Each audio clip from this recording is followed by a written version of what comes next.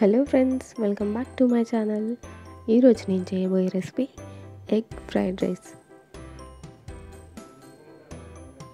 చాలా ఈజీగా అయిపోయే రెసిపీ, అలాగే అందరికీ ఎంతో ఇష్టమైన రెసిపీ. ఇంకెందుకు ఆలస్యం, పదండి చూసేద్దాం ఎలా చేయాలో.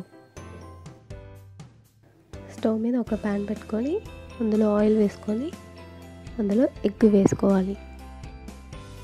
ఎగ్లో ప్రోటీన్స్, ఐరన్, మెగ్నీషియం ఇలా చాలా పోషక విలువలు ఉన్నాయి. కొంచెం సాల్ట్ అలాగే కొంచెం పెప్పర్ యాడ్ చేసుకొని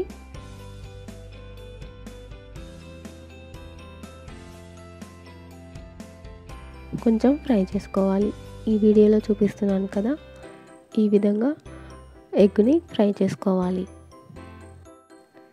ఎగ్ వైట్లో హిస్టోడిన్ అలాగే పచ్చ సోనలో zinc, choline, iodine, linoleic acid అనేవి ఇలా చాలా విటమిన్స్ ఇందులో ఉంటాయి. ఎగ్ ఫ్రై అయింది కదా, ఇప్పుడు దీన్ని ఒక బౌల్లోకి తీసుకోవాలి. మళ్ళీ ప్యాన్లో కొంచెం ఆయిల్ వేసుకొని ఆయిల్ హీట్ అయ్యాక పచ్చిమిర్చి అలాగే బీన్స్ వేసుకోవాలి. బీన్స్ ఎక్కువగా ఫైబర్ని కలిగి ఉంటుంది, సో దానివల్ల జీర్ణక్రియ వ్యవస్థలో చాలా ఉపయోగపడుతుంది. ఆ తర్వాత స్ప్రింగ్ ఆనియన్ వేసుకోవాలి. రోజు మన వంటకాల్లో ఈ స్ప్రింగ్ ఆనియన్ని చేర్చుకోవడం వల్ల ఇందులో ఉండే ఫైబర్ మన జీర్ణశక్తిని పెంచుతుంది. అవి కొంచెం ఫ్రై అయ్యాక క్యారెట్ కూడా వేసుకోవాలి. ఎగ్ వైట్లో ఉండే కాల్షియం మన ఎముకల ఆరోగ్యానికి చాలా సహాయపడుతుంది. ఇక కొంచెం అల్లం అలాగే రుచికి సరిపడా సాల్ట్ వేసుకొని కొంచెం మిక్స్ చేసుకోవాలి. మెయిన్గా ఇందులో ఉండే విటమిన్ ఏ కంటికి చాలా మంచిది.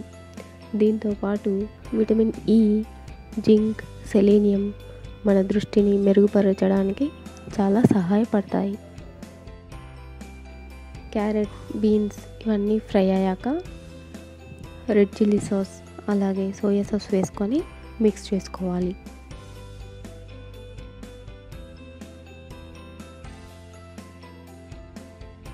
ఇప్పుడు మనం ఆల్రెడీ ఫ్రై చేసి పెట్టుకున్నాం కదా ఎగ్, ఆ ఎగ్ని ఇందులో వేసుకొని మిక్స్ చేసుకోవాలి.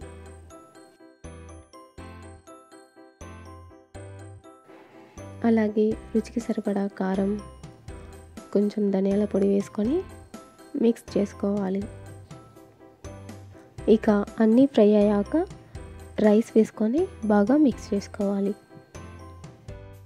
ఎగ్ ఎమినో యాసిడ్స్ను కలిగి ఉండడమే కాకుండా ఇందులో విటమిన్ డి పుష్కలంగా ఉంటుంది.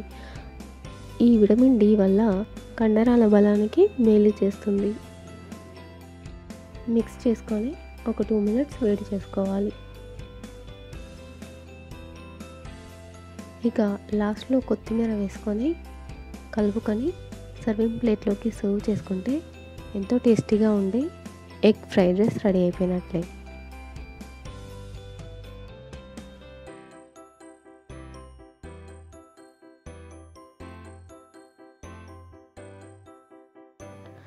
నా రెసిపీస్ కనుక మీకు నచ్చినట్లయితే లైక్ చేయండి, షేర్ చేయండి అండ్ సబ్స్క్రైబ్ చేయండి. Thank you.